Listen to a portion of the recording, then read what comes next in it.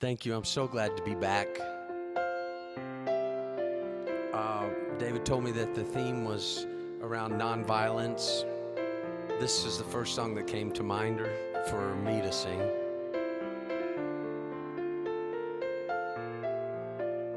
One heart, one life.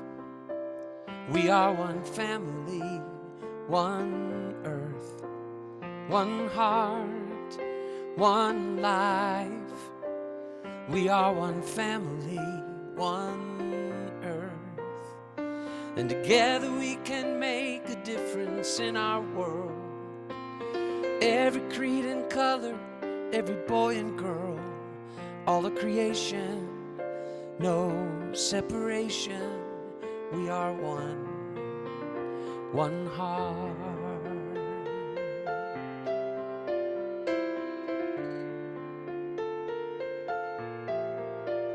One heart, one life. We are one family, one earth. One heart, one life. We are one family, one earth. And together we can make a difference in our world. Every creed and color, every boy and girl, all the creation, no separation. We are one heart. And even though it seems we are so far apart, and many times we're feeling all alone, the truth of who we are has been here from the start. We are one heart, one heart, one life. We are one family, one earth. One heart, one life. We are one family, one earth. And together we can make a difference in our world. Every creed and color, every boy and girl, all of creation, no separation. We are one heart, one life, one mind, one world, one heart, one life, one love. All of creation, no separation. We are one heart.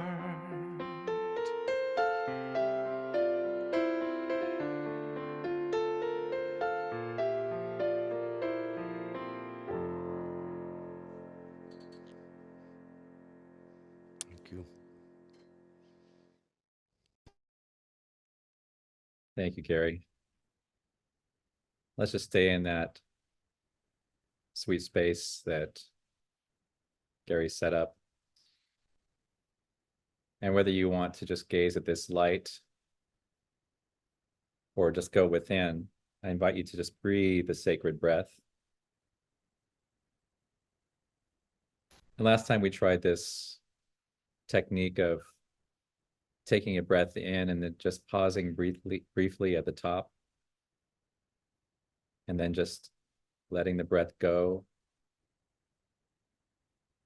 relaxing, and just pausing briefly at the bottom before you inhale. Breathing deeply in, feeling just the oxygenation, the energy and the joy, and pausing briefly. And as you exhale, just feeling all the tension melt away as you relax into this space.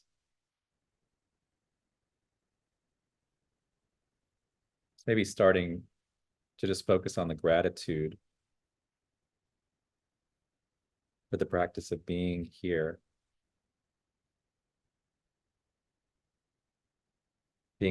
gathering in community, surrounded by the light, and bringing the light to any place in our lives where there is apparent darkness, just like the sun brings the light to the day, always.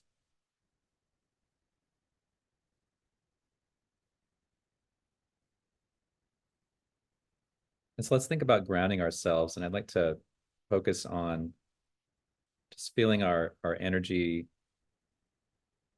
like a cord, like a grounding cord, reaching down into the earth. Really feeling that when we exhale.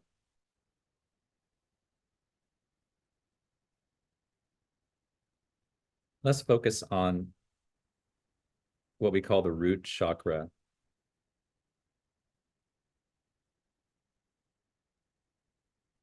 It's the bottom chakra, the color red.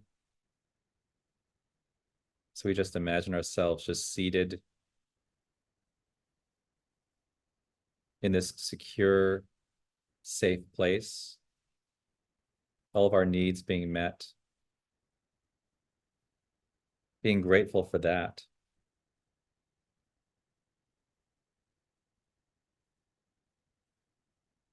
Maybe thinking about the color red as the most distant color that you see as the sun begins to rise or as the sun sets.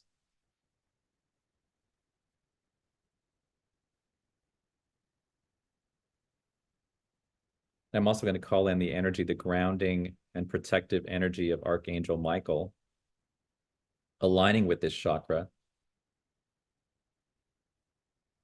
and letting the angels and the archangels be a symbol of all of the cooperative resources, all of the benefactors, let it be symbolic of all of the components of source energy, which are abundant and unlimited in their ability to help us. So grounding ourselves in the energy of that and in the energy of Archangel Michael, and breathing into the awareness that all we need to do is ask. And it's said that the angels will help us.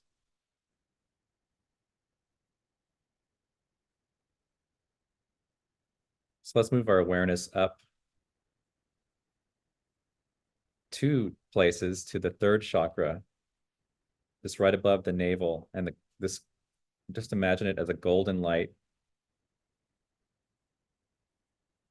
And let's have this area represent the seat of power, the seat of self-nurturing, the seat of compassion, and also the seat of healing as we breathe into this space, golden light.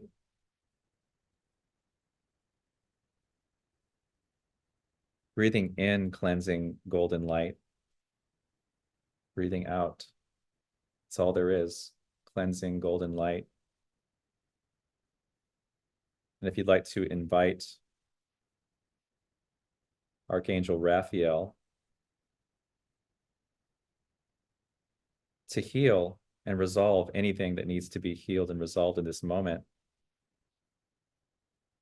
knowing that the healing is already happening, and we're just simply drawing our awareness to the fact that this healing is perpetual, without beginning, without end. We just tap into that abundant flow of golden energy as it's healing us. And if you'd like to ask Archangel Raphael to resolve and heal anything physical, emotional, mental, situational, relational, just letting it go as you breathe.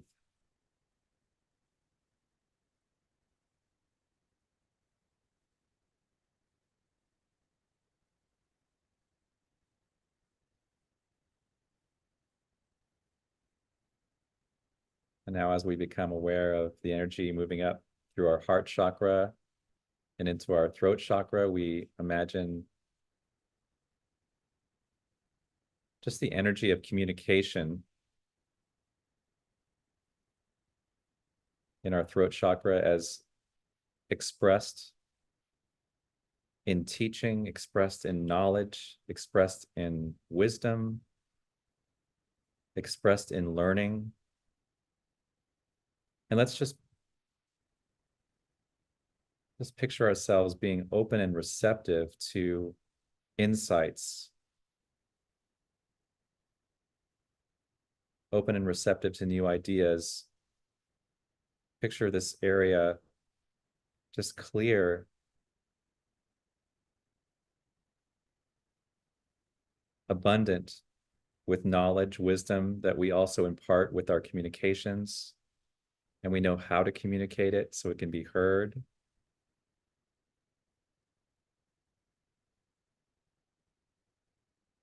And the color here is just a sky blue, just the most beautiful sky blue you can imagine. And breathing into that space, maybe imagine Archangel Gabriel, asking Archangel Gabriel to let all that is meant for you to listen to be heard with the ear behind the physical ear. And all that you're meant to say and express, being expressed and understood for the good of all.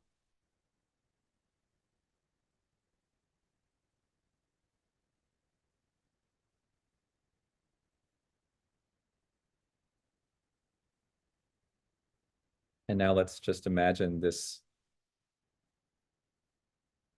the state of the sunlight right now, just this golden sunlight, this healing light just coming up from our crown chakra, top of our head, gently making its way down.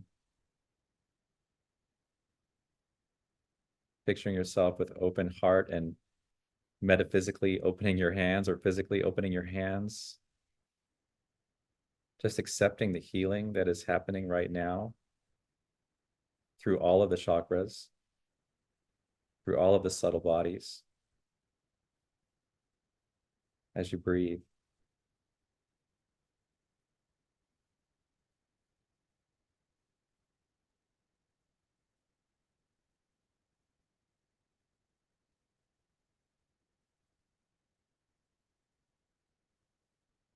And think of one thing you're grateful for as you breathe.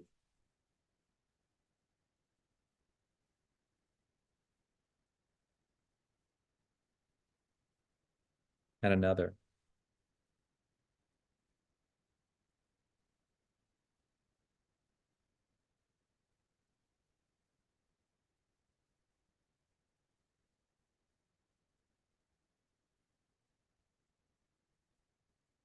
As we take another deep breath,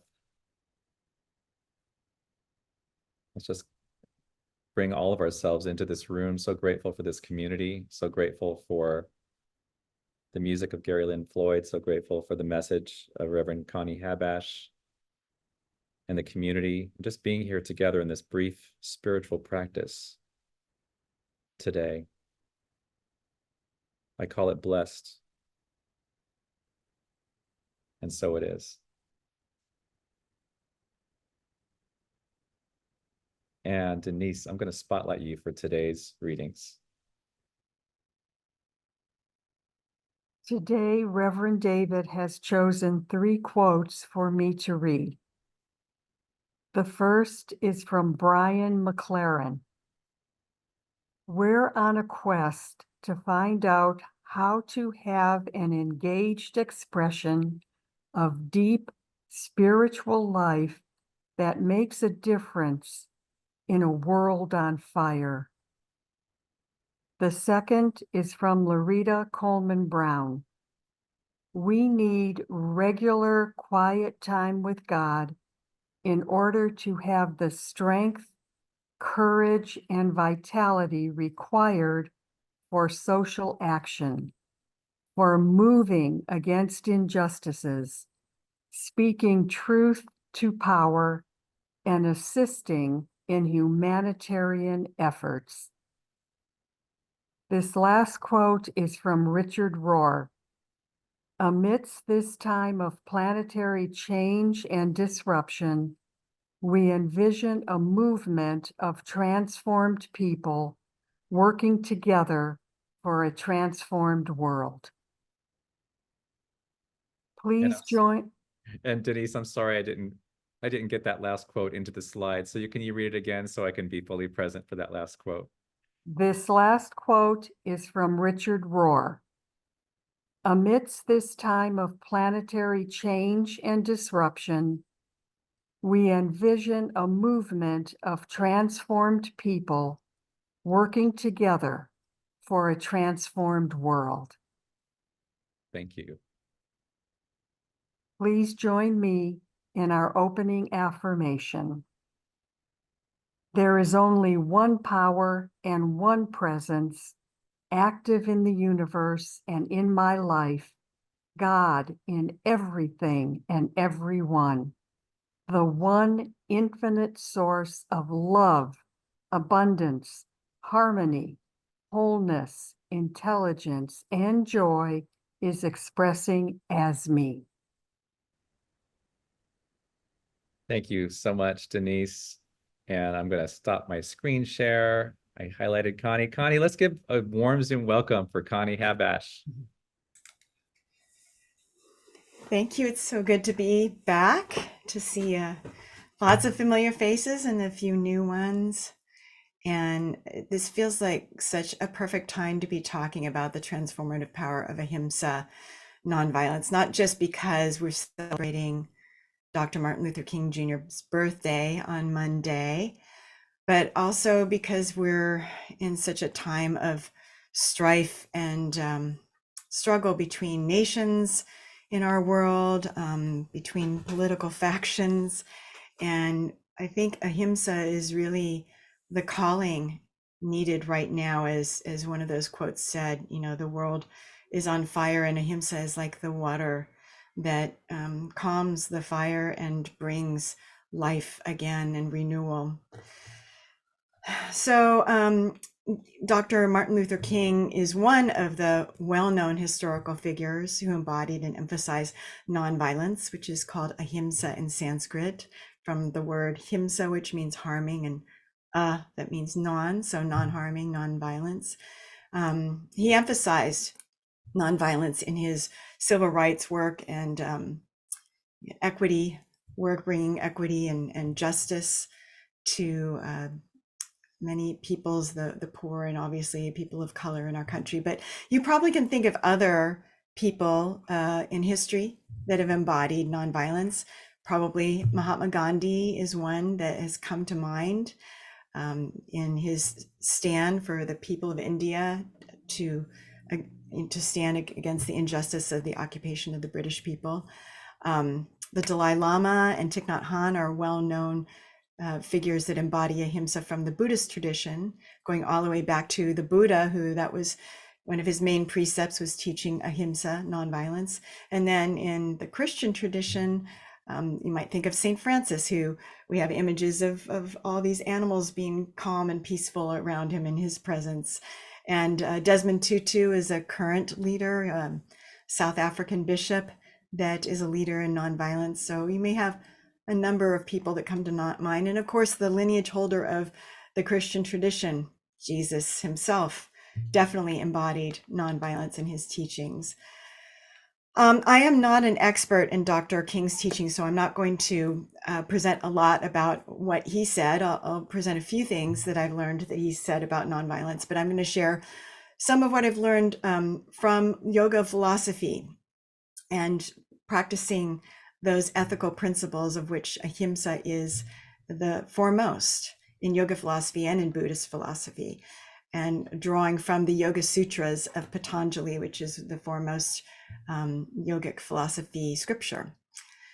But I want to start with what nonviolence is not, because a lot of people have misconceptions about nonviolence, and you may hear people saying, oh, it's passive and it's weak. And, you know, if you have ever seen anything about Dr. King's life or Mahatma Gandhi's life, you know that that is absolutely not true. That, in fact, Dr. King, in one of his principles of nonviolence, says it's for the courageous. And he says that it's actually spiritually aggressive. It's standing in the face of the injustice, standing for the truth, standing for what is right, even when you might get physically harmed. That was his practice. That was Mahatma Gandhi's practice. That is the practice of taking it into political and societal activism. And it's not, nonviolence is not merely restraining ourselves from physically harming others. It goes far beyond our physical actions, which I'm going to talk about. And also, nonviolence doesn't mean that we repress emotions like anger or fear or even rage or hate, but that we, with our awareness, come to understand the roots of those emotions and to use that discernment and our wisdom to help to find the need underneath that. So a lot of rage or hatred actually has its foundation in fear and not feeling safe in the world, not feeling seen in the world. So when we can get to those roots and we can transform that into, okay, what positive action, what helpful action can I take using the energy that came up maybe from that anger, but in a positive and healing way? That's also a practice of nonviolence. So it's not about repressing your emotions, because that would be a violent action against yourself, but to transform them. It's nonviolence, ahimsa, is active. It is definitely not passive. And we may not all be able to do what Mahatma Gandhi and Martin Luther King did. In fact, I don't think I could do what they did in the world, but they're examples for us, and they can inspire us in our own way to be able to practice ahimsa in our life. And I'm going to talk about the many different layers and levels of how we can practice ahimsa and make a difference in our lives and in the lives of others, and maybe be of service to something greater in the world. So the first layer or level of ahimsa is the most obvious one. I probably don't even need to say it, but yeah, like, don't hit other people, right? We know that. The first of the 10 commandments is thou shalt not kill, right? So we know not to go, lash back at other people physically. We know not to beat people up. That's a duh, right? But there are aspects of the physical element of nonviolence that are a bit more subtle, that would be helpful for us to bring our attention to. For example, cutting someone else off on the road. Maybe some of us have done that. That can be a violent action. That can cause harm, right? We know that accidents have happened from things like that occurring.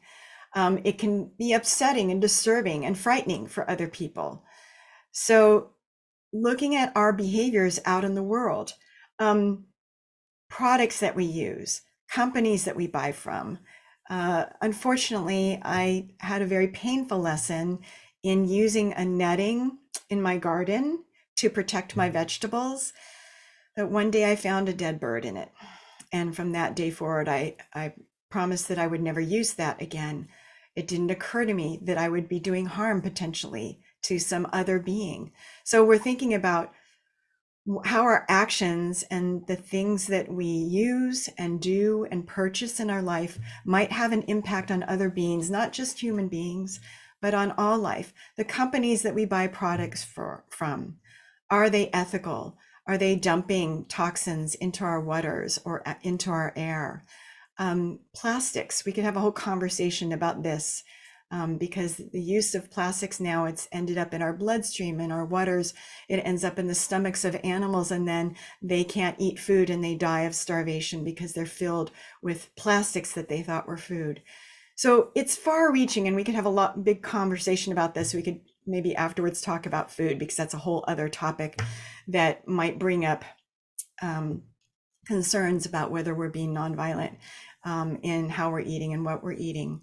But the idea is that, a few hundred, a couple thousand years ago, it might have been a little bit simpler to understand how our actions could be causing harm and how to practice ahimsa, being non-harming. But nowadays it's very subtle because we don't know where half of the things that we eat or we buy come from. And it takes some real activism on our part to look at that level. Now let's go to another more subtle level, which is our words. So we've talked about actions and physical. Now, ahimsa in our words. Are the words that we speak non-harming? Are the words that we write non-harming? And how about the words that we read and we listen to in media? Maybe the things that we watch and we take in through our ears and our eyes. If they're violent in nature, is that practicing ahimsa to watch that? And again, we all need to use our own discernment, because I don't think everything is always black and white, right? We need to look deeper within ourselves. But if we're watching a violent movie, for example, we're getting affected and influenced by that violent energy. And on some level, we're supporting that. So reflecting and looking at what we're taking in through our eyes and our ears, what we're saying through our spoken and written words. We know we don't want to harm others by the things that we say to them, but to reflect on it a little bit more deeply. Then we go to the next more subtle level, our own thoughts. And this might be one of the most challenging levels of practicing ahimsa, because it's easy to appear nonviolent and peaceful and never be angry and float through life. And inside, someone might be seething. You might know someone like that who acts very, very calm and peaceful, but you can feel it underneath. And that might be where we see passive aggressive behaviors coming out. There's not anything direct, but you can feel it. And so looking at ourselves, of what kind of thoughts are we holding? Are we being judgmental? Are we attacking others in our thoughts? Are we attacking ourselves? I'll talk about that in a moment. Because our thoughts, as you know, it's a unity principle. Our thoughts affect our experience. They affect our reality. They affect our relationships with others, whether it never comes out in a spoken word. And to not judge ourselves or attack ourselves when we discover, oh, that could have been considered a violent thought that I just have. We may have a lot of anger and hatred toward people that are doing harm toward others. And it's important to come back to non-judging of others while discerning what is the right action to take, while discerning the truth to stand for, to stand for non-harming, to stand against those who are doing harm to others. How can we do that and communicate that in a way that is practicing ahimsa, standing against harm by practicing the way we stand against it from non-harming, from non-violence? Let's look a little bit now at the Yoga Sutras and what they say about ahimsa. And then I'm going to come back to some even more subtle levels of this practice for ourselves. The Yoga Sutras have 5 ethical principles as their foundation. They're called the yamas. And that first yama is ahimsa. It is the foundation for the other 4 principles. In fact, it's said that if you can master ahimsa, non-harming, non-violence, then all the other ethical principles will follow along. They'll naturally be brought on board. So it's the linchpin. It's that which will bring about, really, if we take it to the deepest level, bring about our spiritual awakening. And there's a passage in the sutras, chapter 2, verse 35, that speaks specifically about one who is a master of Ahimsa. And it says that for the one that has mastered or is firmly established in Ahimsa, all hostilities cease. And the one who is firmly established in Ahimsa, all hostilities cease. This brings up a childhood image. You might have seen a painting of Jesus with a bunch of animals around him, with predators and prey lying down next to each other, the lion and the lamb, and they're all peaceful together. This is the idea, is that one who is firmly established in Ahimsa, who has mastered it, that all the beings around are affected by that vibration. My spiritual teacher, Amma, who's known as the hugging saint from India, you can feel that peace emanate from her. Jesus had that effect on people. The Buddha had that effect on people and on animal beings. Saint Francis had that effect on people. So people naturally become more nonviolent, more peaceful in their presence.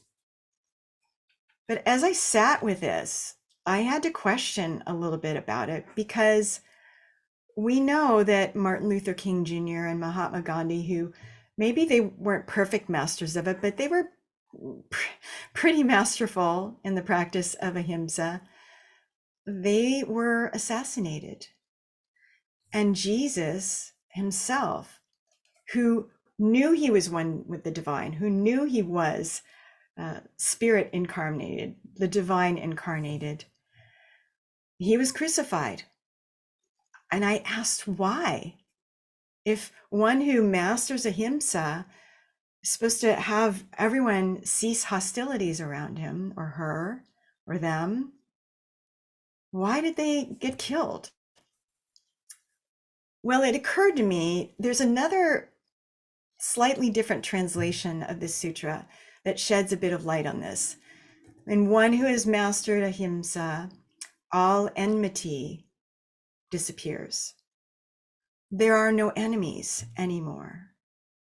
And so this has us understand the internal transformation that happens when we master Ahimsa, is that Jesus no longer saw any enemies. He knew that everyone was a manifestation of the divine. He knew everyone was a sacred being. Who could be an enemy if that were true? And who could truly harm him when he knew his true self was infinite and eternal? So even killing the body, he knew that would not touch or harm him. So there would be no more perception of hostility or enemies. There would only be love. There would only be love, and only seeing the divine in everyone and everything. Isn't that amazing? That's the powerful internal transformation that happens when we master Ahimsa. So that has me shift to, when we think of nonviolence, we think of non-violent, right? We think of don't do violent things.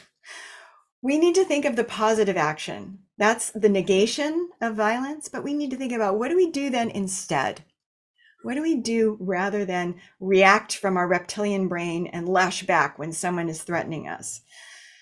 Well, if you've ever tried to overcome, say, addiction or a bad habit, you know that it's hard to just stop it. It's much easier to think about, what can I do instead? What can I replace this with that's positive? What kind of positive habit or positive action can I do? So we need to think about that with Ahimsa. It's not enough to just not hurt anybody. It's not enough to just not say mean things. We need to think about what do we want to embody in the world that's going to make a difference? Non-harming means that we want to be healing, right? So being healing means that we embody love like Jesus did. that our actions, our words, our thoughts, our energy comes from that infinite love that flows through us, and seeing others with love. Like the Buddha emanated compassion and kindness, then that is a positive application of ahimsa, is holding all beings in compassion and kindness. And acceptance, accepting of ourselves and others as imperfect beings, not accepting the harm and just standing by and letting it happen, but standing up to it with love and saying no more.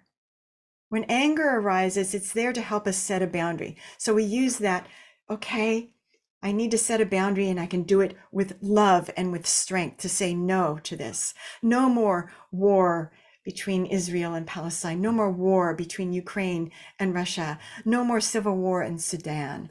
No more war between our political factions in this country, right? How can we stand in love, compassion, understanding? These are the positive applications of ahimsa.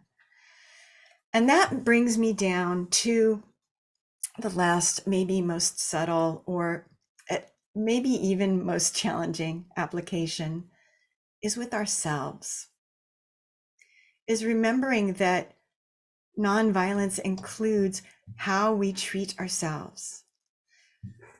Our physical actions toward ourselves and our body. Are we doing things that are healing and helpful and kind to ourselves? Our words, do we talk about ourselves kindly and with love? Do we think thoughts about ourselves with acceptance and care and compassion for ourselves? Or do we beat ourselves up? Do we criticize ourselves constantly? That's being violent toward ourselves. So it's very important that we remember in this practice of ahimsa to practice it towards ourselves as well. Self-love, self-compassion, kindness toward ourselves, acceptance of ourselves, and healing thoughts, words, and actions toward ourselves. And that, as we all know, I think, will make it easier for us to step out into the world and practice that with others. As we accept ourselves, we'll be able to accept others' imperfections too, others' mistakes. We'll be able to stand with love to stopping harm with others, for others, stopping harm for the whole planet, stopping harm for all beings, because we'll be embodying that love and compassion and care and kindness. So bring this into your life. And as you practice it, it's going to be imperfect. So don't judge yourself. Just try to do your best. And as you practice it, it's not only going to help create harmony and peace around you, it's going to create that vibration around you, but obviously within you. And it's going to deepen your spiritual awakening and bring you to the place of knowing that you are the divine. You are that source of love. That is your truth, and that is the truth of all other beings on this planet. Many blessings. Thank you.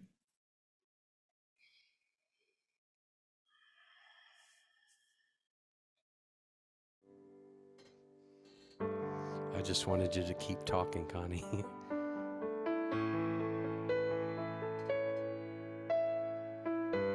I am who I am, that is that. I am who I am, that is that. I am who I am, that is that. I am who I am, thank God I am. I am who I am, that is that. I am who you are looking back. You are who I am, can you imagine that? There is one God and that's a fact. Joy to the world, peace on the earth. God bless the children, 'cause we love them. Joy to the world, peace on the earth. God bless the children, 'cause we love them, we love them. I am who I am, that is that. I am who I am, that is that. I am who I am, that is that. I am who I am, thank God I am. I am who I am, that is that. I am who you are looking back. You are who I am, can you imagine that? There is one God and that's a fact. Joy to the world, peace on the earth. God bless the children, 'cause we love them. Joy to the world, peace on the earth. God bless the children, 'cause we love them. We love them. I am who I am, that is that. I am who I am, that is that. I am who I am, that is that. I am who I am, thank God I am.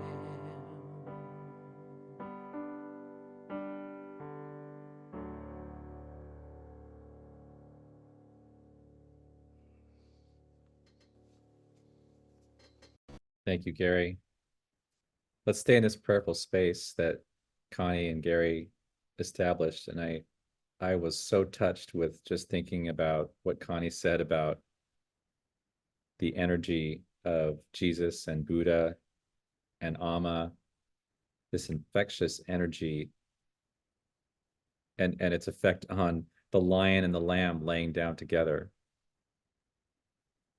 And just thinking of just their vibration extending out everywhere. And then the other thing that actually brought tears to my eyes was when she said that Jesus had no enemies. Despite everything that happened and everything that was happening, Jesus had no enemies. So there was no enmity. So I want us to think right now and focus as we close our eyes, thinking about it's day 101 in the Gaza and Israel conflict, where it's 2:47 in the morning.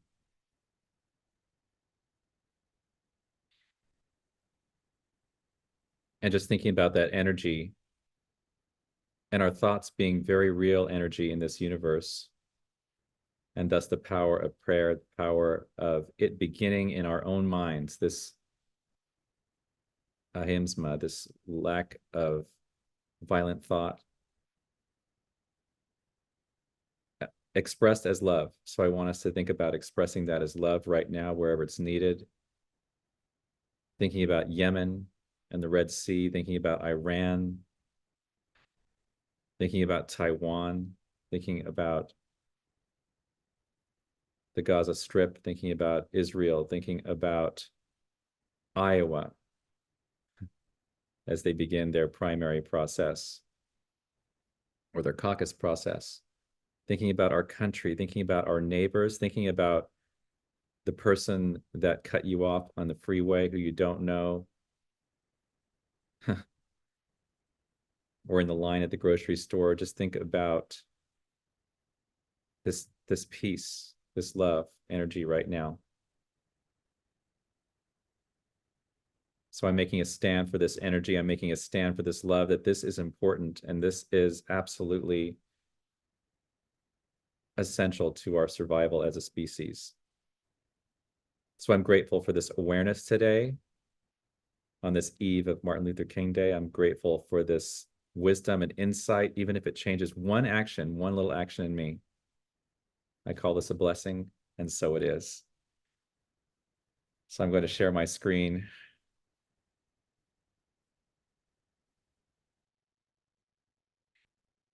And so in gratitude for all the love offerings that come in monthly that sustain Unity San Jose, please say with me, divine love through me blesses and multiplies all that we are, all that we have, all that we give, and all that we receive. Our generous love offerings do good work in our community and beyond, and they are returned to us multiplied abundantly. And so I just wanted to quickly share, this is a word cloud that came out of last Wednesday's share out, and there were about 17 of us there, and we did an exercise where we expressed what our own values were individually, and then we spent time collecting the values that we saw as being embodied as Unity San Jose. And so Sheila, one of our attendees there, put this word cloud together. And so the words that appear the most often show up as a little bit bigger. So you can see it's interesting. These things are starting to pop out. Wisdom, respect, community, faith, acceptance was a big one. Resilience, compassion, and then there was unconditional. That usually came with unconditional love. So you can see all these other words swirling around in there too. Diversity, acknowledging our divinity, inclusiveness, kindness, humor, safety, adaptability. So I think what we might do today after service, if you didn't get a chance to participate in this and you want to, just stick around for a couple of minutes and we'll think about, you can either put in the chat or we can just kind of verbally just take turns sharing what we might think some of the values or the words that embody what Unity San Jose is or stands for are. And it could be as simple as love. It could be as simple as love. There is no right or wrong answer in this brainstorming process, but it's really valuable. This is the first time in my 5 years here almost that we've done this process, and it's so fun. So I'm gonna lead us in this affirmation, and then we'll have Gary sing us out, and then we'll have a little bit of community sharing. Any comments on Connie's talk about nonviolence, which was really an excellent overview. I'll have more to say on that in a moment. But for now, please say with me, with heart, the light of God surrounds us. I am that light. The love of God enfolds us. I am that love. The power of God, the power of God moves through us. I am that power. The grace of God expresses as us. I am that grace. Wherever we are, God is, and all is well. Gary, over to you, my friend. Yeah. I invite you to sing this with me. It's really easy to catch on to. It's from the prayer of St. Francis. It's called Instrument of Peace. Sing it with me. Make me an instrument. Make me an instrument. Make me an instrument of peace. You just repeat all that. Make me an instrument. Make me an instrument. Make me an instrument of peace. This next part goes, where there is hatred, I will love. Where there is sadness, where there is sadness, I will bring joy. Where there is darkness, where there is darkness, I will shine. And then claim it, sing, I am an instrument of peace. Let's go back to the top. Make me an instrument. Make me an instrument. Make me an instrument of peace. Make it your prayer. Sing it again. Make me an instrument. Make me an instrument. Make me an instrument of peace. Where there is hatred, where there is hatred, I will love. Where there is sadness, where there is sadness, I will bring joy. Where there is darkness, where there is darkness, I will shine. Claim it, I am an instrument of peace. Then make me an instrument of peace.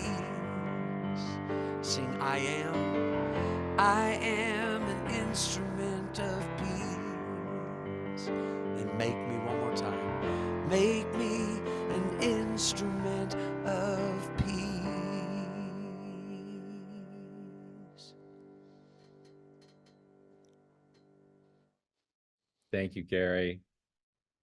I loved that. Just a quick, what was that first song that you did? Just play a chord of it because I wanted to write it down. One Heart. Okay. One Heart. One Heart. I wrote that one. You can find it on Spotify or Apple or wherever you stream music. Thank you. Thank you for Thank you. bringing that. Okay.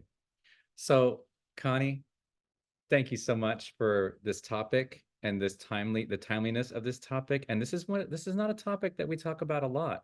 And it's a really important topic because it blends right in with unity principles. So I'm grateful for today.